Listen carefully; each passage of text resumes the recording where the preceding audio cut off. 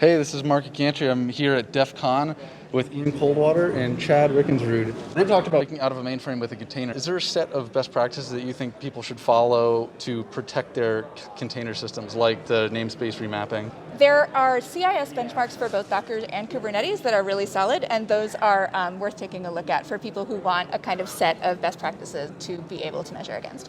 Do you think that containers currently are more secure than monoliths, or monoliths more secure than containers? I think what's old is new again. I mean, honestly, all software and hardware are built by people, and as such, are going to have vulnerabilities in them.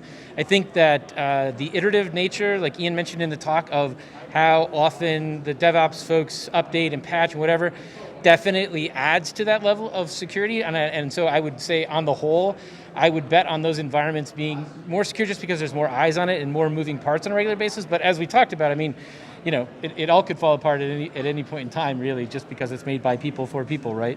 What do you think are the top few offhand vulnerabilities that affect containers, especially right now? The engine API is not a vulnerability. It is a perfectly fine REST API. There's nothing wrong with it. It just people need to know that it exists if they're trying to look out for things to watch out for. Common container vulnerabilities include things like running containers as privileged, running your containers as root, especially when you don't have to. Generally speaking, not following the principle of least privilege or practices of defense in depth. Awesome. Thank you so much for the time. You're so welcome. Have a great rest of your DefCon.